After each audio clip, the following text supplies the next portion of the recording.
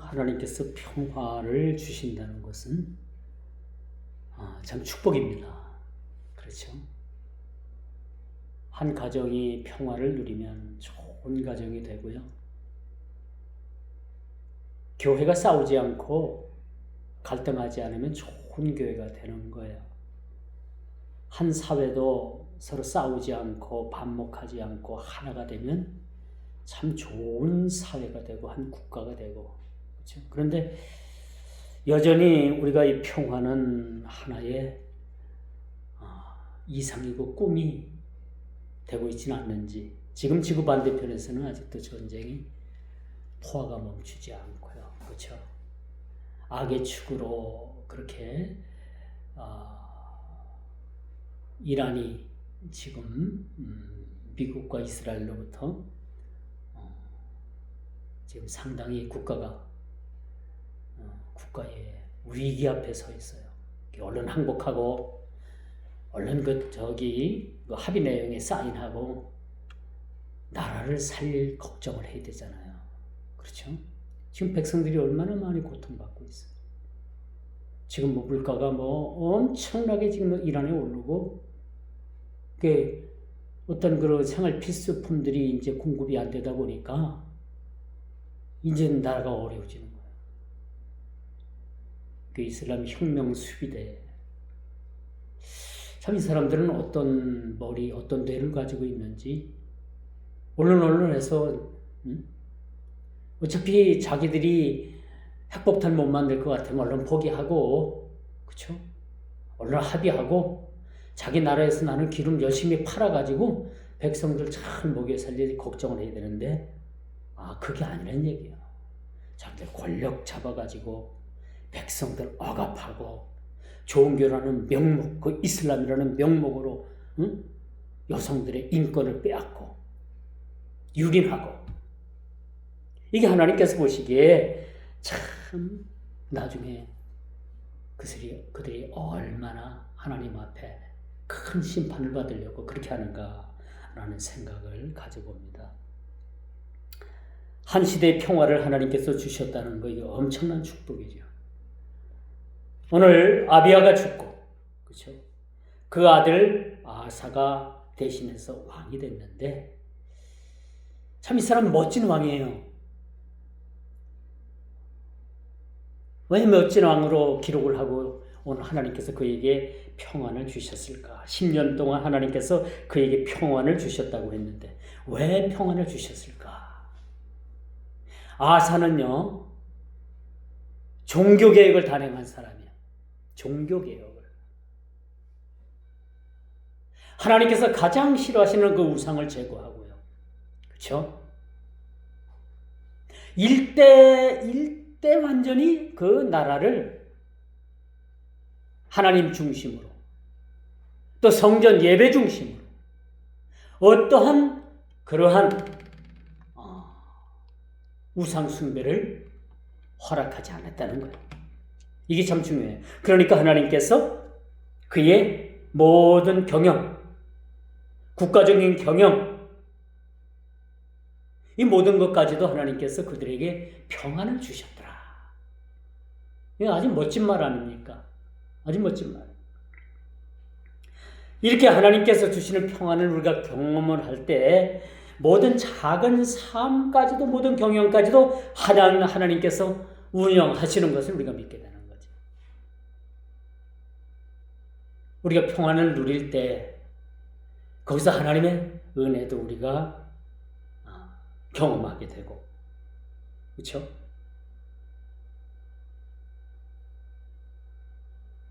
그리고 하나님께서 그 긴 시간 동안 하나님께서 평화를 주셨다는 거. 여러분, 세상은 잠깐도 지금 평화를 유지 못해요. 이 지구가 생긴 이래 여러분, 잠깐 동안이라도 여러분 전쟁이 없었던 적이 없어요. 계속해서 전쟁이 끊이질 않고 있는 거예요. 일부 이야기하기 좋은 사람들은 종교 때문에 전쟁이 지금 일어난다. 그건 허울 좋은 명목이고, 실질적으로 왜 전쟁이 일어났을까? 왜 전쟁을 일으킬까? 한 개인도 개인이지만은 국가나 사회나 집단이나 욕심이 전쟁을 불러일으키게 되는 겁니다. 왜 이웃 간에 전쟁이 있고 이웃 간에 왜 싸움이 일어나는 줄 알아요? 서로 이권 다툼 때문에 그런 거예요. 이권 때문에. 그렇지 않아요? 왜 형제 간에도 그런 다툼이 일어나고 형제 간에 서로 반목을 합니까? 재산 때문에 그러고 재산 때문에. 누군 더 받고 누군 덜 받고. 이런 문제 여러분 지금 얼마나 이런 문제들이 지금 비일비재한지 몰라요. 겉으로는 다 평화를 누리고 좋은 가정들 같지만 안으로 들어가 보면 곰고 그렇게 해서 여러분 살인까지도 일어나는 일이 현 시대의 일들이라고 우리가 볼 수가 있습니다. 이처럼 우리가 평화를 누린다는 것은 하나님께서 특별히 그들에게 축복해 주신 겁니다. 여러분 평안하십니까? 평안해요? 평안하지 못해요? 너 뭘 물어보면 전부 다 고개를 푹 숙이고 대답을 못해요? 평안하지 못해요? 말 못해요? 참 큰일 났네.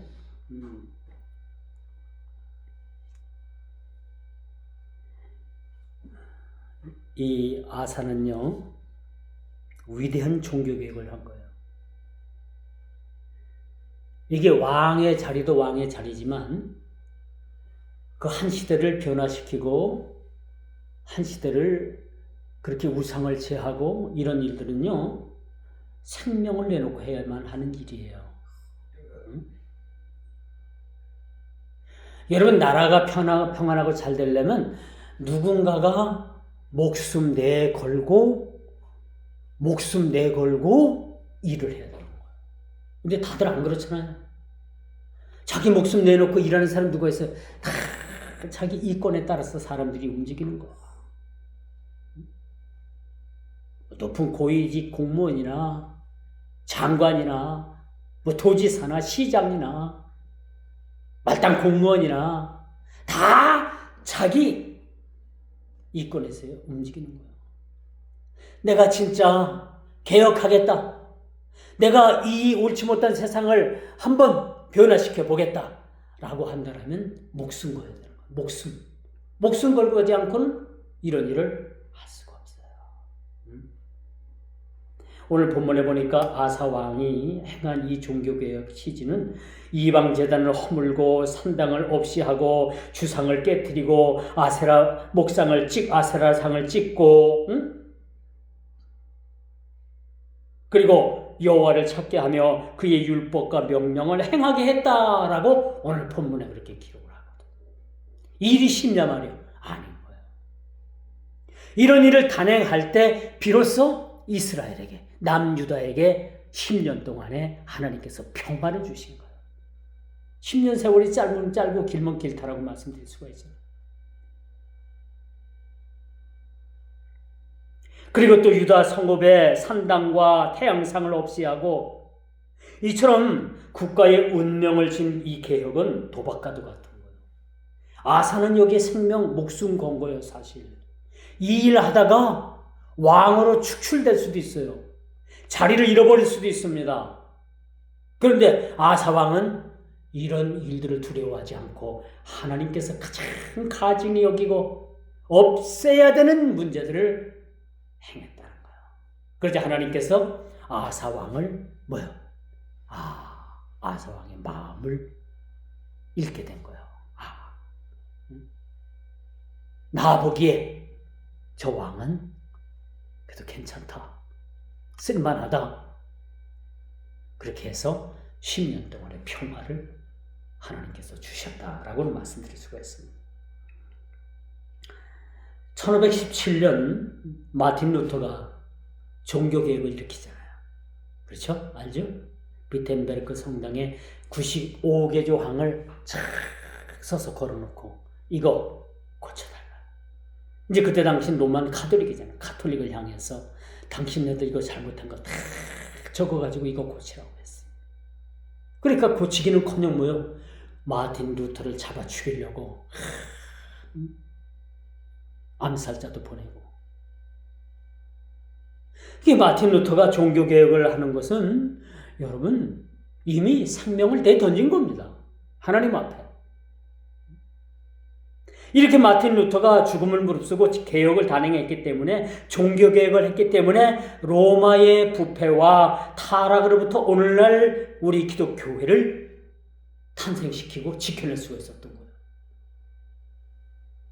여러분 지금 평안히 예수를 믿잖아요. 얼마나 편해요. 편하죠. 근데 더 편한 데가 있어요.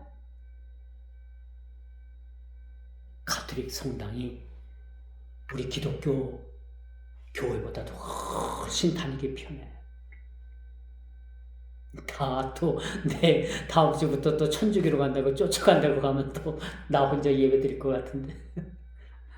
얼마나 그건 편한지 몰라요. 술, 담배도 뭐, 샥시집 가도, 막 눈 감아줘요. 얼마나 편한지 몰라요. 근데 가겠어요? 안 가죠. 왜? 거기에는 생명이 없는 거예요.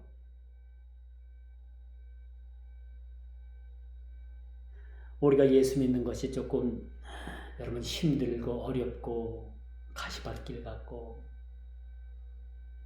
뭐 이런 고통 나에게만 주느냐라고 주님 앞에 푸념할 때도 있지만, 그래도 여기에 생명이 있는 거예요. 지킬 때 생명이 있는 겁니다. 힘들고 어렵지만은 그 법을 지킬 때, 하나님의 말씀의 법을 지킬 때 여기에 행복이 있고 평안이 있게 돼요.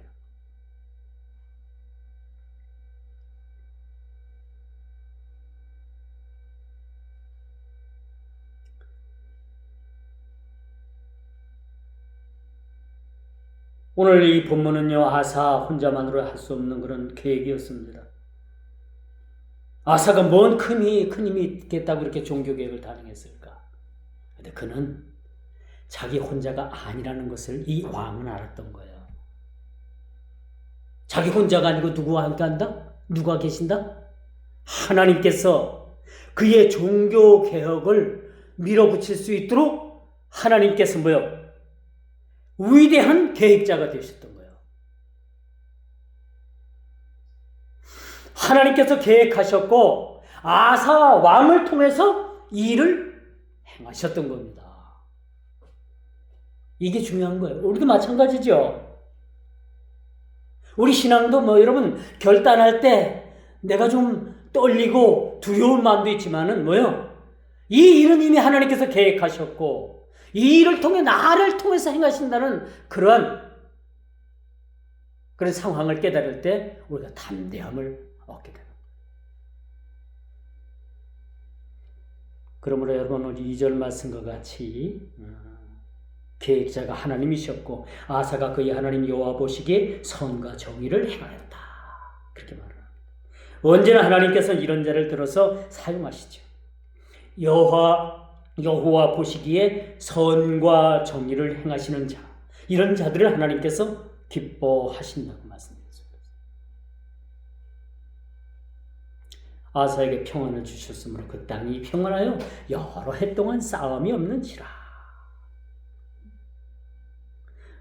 여러분 평안을 누린다면 세상이 주는 평안과 우리 주님께서 주시는 평안은 비교할 수가 없을 정도로 하나님의 평안이 우리들의 삶을, 우리들의 신앙을 아주 윤택하게 만든다라고 말씀드릴 수가 있습니다. 그러므로 여러분 세상이 주는 평안이 아니라 주님께서 주시는 평안이 진정한 평안이 되는 거예요. 세상의 모든 평안이 여러분 경험을 하지만 어느 한편은 불안해요. 그러나 주님께서 주시는 이 평안은 어느 한쪽이든 어디든 불안할 수가 없는 완벽 그 자체입니다. 주님께서 주시는 이 평안을 통해서 내 삶의 평강이 그렇게 다가오게 되는 거야.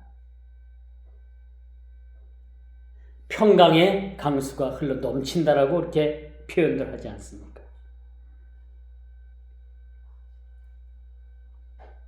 그런데 여러분, 이렇게 평온을 누리는 중에 그 구수 군대가, 지금 구수라고 하면 아프리카예요. 아프리카 에티오피아.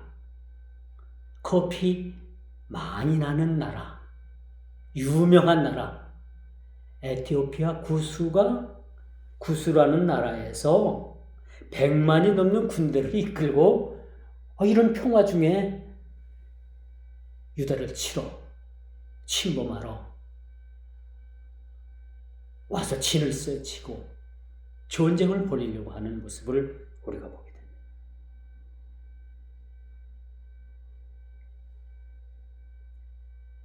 됩니다. 백만이 넘는 군대가 왔어요.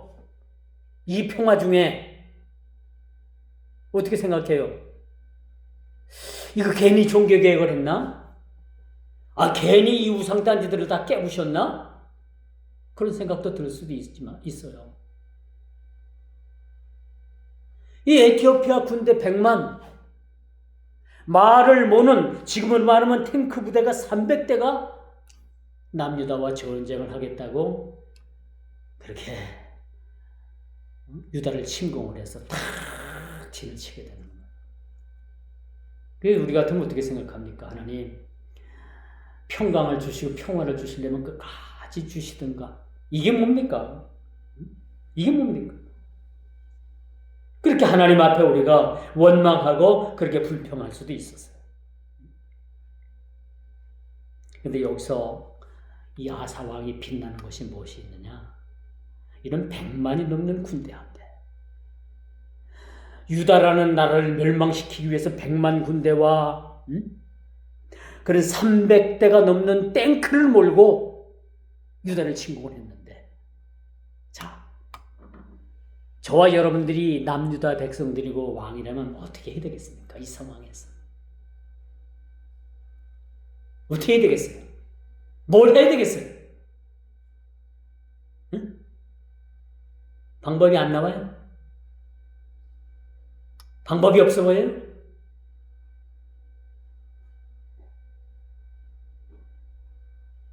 오늘 성경에 보니까 아사의 군대보다, 그러니까 남유다의 군대보다 갑절이나 많은 이 절대적인 이 열세 속에서 아사는 그 큰 군대를 바라보지 않은 거예요. 그 군대를 바라보지 아니하고 오직 하나님을 향해서 기도했더라.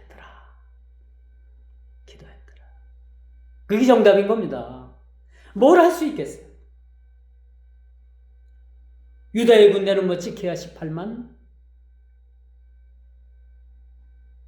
거기다 에티오피아 군대는 300대가량 최신식 탱크까지 몰고 왔어. 어떻게 한단 말입니까? 앞이 보이지 않는 거예요. 서로 전면전을 벌이게 되면은 유다가 멸망하는 것은 물부터 뻔한 이야기입니다. 그런데 여기서 반전이 일어나게 되잖아요. 어떤 반전? 하나님 앞에 그가 무릎 꿇고 기도했다. 오직 하나님께 부르짖어 기도했더라. 그러니까 12절, 여호와께서 구수 사람들, 에티오피아 사람들을 아사와 유다 사람들 앞에서 치시니 구수 사람들이 도망하는지라. 이게 기도의 위력입니다, 사실은. 그렇지 않아요? 기도하는 사람들은 늘 이것을 체험하면서 느끼면서 살아가게 되는 거예요. 우리가 사방의 우겨쌈을 당하더라도, 그렇죠? 우리가 실망하지 않을 것은, 낙담하지 않을 것은, 이런 상황 가운데서도 하나님께서 우리에게 도움을 베푸시는 분이시다 라는 결론을 우리가 늘 얻고 살아가게 되는 거죠. 이게 기도하는 사람들의 그 기도의 맛이 아닐까. 예수 믿는 사람들의 그런 생활의 하나의 희망소고 파랑새가 아닐까라는 생각을 가져보게 되는 겁니다. 아사는 평화로운 시기를 기회 삼아 견고한 성읍을 건축하고 군대를 정비했다고 했어요. 기도뿐만 아니라 뭐요? 그가 나라를 튼튼하게 국방을 그렇게 정리를 한 거예요.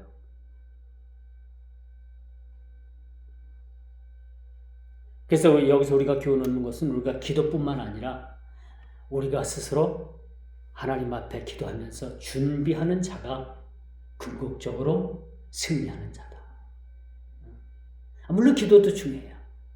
누워서 기도만 하고 계속 기도만 하는 것도 중요한데 기도하면서 하나님께서 우리에게 준비케 하시는 게 있잖아요. 아사 왕에게도 뭘 준비케 하셨어요? 성읍들을 견고하게 하고 또 성읍들을 건축하게 하고 한마디로 말해서 요새를 만드는 거예요. 그리고 국방을 튼튼하게 하고 이러면서 하나님 앞에 기도한 결과 이 에티오피아 100만 대군 300대의 최신식 탱크를 몰고 온 그 군대를 하나님께서 확 흩어져 버리신 거예요. 이게 사람의 힘으로 되는 겁니까? 아니에요. 여러분, 저와 여러분 살아가면서 알잖아요. 우리가 살아가면서 우리 힘으로 된 게 뭐가 있어요? 하나도 없어. 여러분 힘으로 된 게 하나도 있어요? 없어요. 모든 것이 다 하나님께서 간섭하시고 계획하셨고 실행하신 거예요. 여러분들을 통해서. 여러분들을 도구로 사용하셔서 실행하셨다는 거예요. 얼마나 멋진 일입니까? 이제 말씀의 결론을 맺을게요. 여호와여, 힘이 강한 자와 약한 자 사이에는 주밖에 도울 줄 이가 없사오니 우리가 주를 의지하며 주의 이름을 의탁하옵고 이 많은 무리를 치러 왔나이다. 오늘 11절 말씀. 이게 푸념하는 것 같지만 이 전쟁도 반드시 하나님께서 반드시 이 전쟁을 승리를 이끄시겠다는 확신을 갖고 하는 이야기임을 우리가 보게 됩니다. 여러분 100번 생각하는 것보다 한 번 주님 앞에 부르짖어 기도하는 것이 훨씬 더 주님의 역사하심을 우리가 경험할 수 있어요. 100번 생각하고 고민하는 것보다 단 10분이라도 하나님 앞에 무릎 꿇고 부르짖어 기도할 때 우리 주님의 강한 역사를 우리는 경험하게 되는 거예요. 지금까지 여러분 그렇게 살아왔지 않습니까? 또 앞으로도 여러분들이 그렇게 살아가게 될 것입니다. 100만 대군이라는 그런 위기 앞에서 아사 왕이 보여준 철저히 언약적 신앙 태도와 기도는 하나님의 역사적인 개입을 불러왔다라는 거예요. 우리가 기도하지 않으면요, 하나님께서 우리 삶에 개입하지 않아요.